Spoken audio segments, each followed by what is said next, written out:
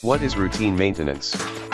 Routine maintenance refers to any maintenance task that is done on a planned and ongoing basis to identify and prevent problems before they result in equipment failure.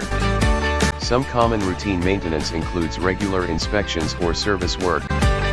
These can be carried out on a time-based schedule or on a usage-based schedule. Routine maintenance tasks are usually fairly straightforward. They typically do not require specialized maintenance training, skills, or equipment to complete. Because of that, routine maintenance can be carried out by staff outside of the maintenance department, such as machine operators.